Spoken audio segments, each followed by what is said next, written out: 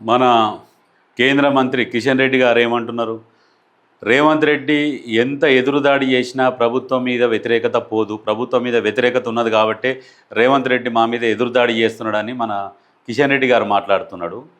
ప్రభుత్వం వచ్చి కూడా సంవత్సరంన్నర అవుతుంది. సంవత్సరంన్నరలా ఏం తెలుస్తుంది? సరే, మీరు ఇప్పుడు వ్యతిరేకత వచ్చిందని ప్రచారం చేసినా ఇప్పుడు ఒరిగేదేమున్నది? ఏమన్నా ఇప్పుడేం ప్రభుత్వం పడిపోయేది ఉందా? లేదు కదా. ఇంకా 3.5 సంవత్సరాలు అయితే ఉన్నది కదా. 3.5 సంవత్సరాలల్లా ఇంకా ఎన్నో అద్భుతాలు జరగవచ్చు, ఇంకా ఎన్నో అభివృద్ధి పనులు కూడా జరుగుతాయి. మీరు ఇప్పటి నుంచే వ్యతిరేకత అయిందని జనాలలో తిరుక్కుంటా ప్రచారం చేసినా కానీ ఏదన్నా ఒక్కటి కరెక్ట్గా క్లియర్ అయిందనుకో ప్రజలల్లో మైండ్లోకి వెళ్ళి కూడా అది పోతుంది. మీరు ప్రజలల్లో మైండ్లో అది పుట్టిస్తున్నారు. కాంగ్రెస్ పార్టీ పని అయిపోయింది, వ్యతిరేకత వచ్చింది, ఇంకా వీళ్ళు ఏం చేస్తలేరు. ఎవరెవరైతే పథకాల నుంచి లబ్ధి పొందిరో వాళ్ళకి తెలుసు కాంగ్రెస్ పార్టీ ఏం చేసిందని. కేసీఆర్ మాట్లాడతాడు, బీఆర్ఎస్ పథకాలు లేని ఊరు లేదని మాట్లాడతాడు. ఇప్పుడు మరి కాంగ్రెస్ ఇందిరమ్మ ఇల్లు లేని ఊరు ఉన్నదా? నీళ్ళు ఎప్పటి నుంచి వచ్చినాయి? మీరు తీసుకొచ్చినాకనే వచ్చినాయా? మిషన్ భగీరథ అని చెప్పిర్రు, పాత ట్యాంకులకు పెయింట్ వేసి మిషన్ భగీరథ అని చెప్పిర్రు. ఇప్పుడు మన కిషన్ రెడ్డి గారు మాట్లాడుతున్నారు. నిజంగా కిషన్ రెడ్డి గారు తెలంగాణ రాష్ట్ర అధ్యక్షునిగా ఉంటే మీరు ఎన్ని సీట్లు సాధించారు ఎమ్మెల్యే ఎలక్షన్లల్లా? తెలంగాణ ప్రజలు ఎవరైతే ఉన్నారో బీజేపీకి ఫేవర్గా ఉన్నోళ్ళు ఎవరు కూడా కిషన్ రెడ్డి అధ్యక్షుడు అంటే కూడా ఎవరు కూడా సహిస్తలేరు. ఎంతసేపటికి ఏం చేస్తావంటే నీ స్వలాభం కోసమే చూసుకుంటావు. పార్టీని అభివృద్ధి చేద్దామని చెప్పేసి ఆలోచన ఉండదు. వైఎస్ఆర్ ఉన్నప్పటి నుంచి చూస్తున్నాము, ఎవ్వరు అధికారంలో ఉంటే వాళ్ళ వంతన వాడుతుంటావు సైలెంట్గా.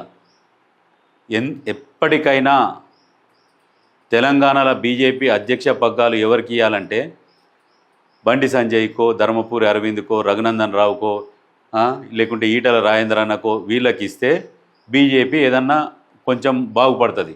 ఇప్పుడు అక్కడ బీఆర్ఎస్ లేదన్నప్పుడు ఆ ప్రతిపక్ష పార్టీ హోదాని వాళ్ళ ప్రశ్నించేదాన్ని బీజేపీ తీసుకొని ప్రశ్నించాలి. ఒక్కరే మాట్లాడాలి, ఇద్దరే మాట్లాడాలంటే కష్టం కదా. ఇప్పుడు బీఆర్ఎస్ చచ్చిపోయిన పార్టీ ఇప్పుడు వాళ్ళ ఓటు బ్యాంకును కూడా బీజేపీ కవర్ చేసుకోవాలి. ఈ రెండు పార్టీలు పోటీపడి కవర్ చేసుకుంటే రాష్ట్రంలో బీజేపీ కాంగ్రెస్ రెండు హోరాహోరీగా పోటీ ఉంటాయి. దాని మీద ఫోకస్ పెట్టు. ఎంతసేపటికి ప్రభుత్వం మీద బురద తల్లకుండా కేంద్రం నుంచి తెలంగాణ రాష్ట్రానికి ఏం రావాలి, ఏం వస్తున్నాయి దాని మీద ఫోకస్ పెట్టాలి కేంద్ర మంత్రులు. ఇప్పుడు ప్రభుత్వం మీద విమర్శలు చేస్తే మిమ్మల్ని ఏం నెత్తికెత్తుకోరు జనాలు. కేంద్రం నుంచి నిధులు తీసుకురండి, నిధులు తీసుకొని వచ్చి అప్పుడు ప్రభుత్వం మీద విమర్శలు గుప్పియాలి. నిధులు తెస్తేందుకు కూడా మళ్ళీ ముఖ్యమంత్రి ఢిల్లీకి పోవాలి. మరి కేంద్ర మంత్రులు దేనికి ఉన్నట్టు ఒకసారి ఆలోచించుకోండి. ప్రతి ఒక్కరు ఇట్లా విమర్శలు చేస్తుంటారు. విమర్శలు కాదు, పనులు చేయాలి.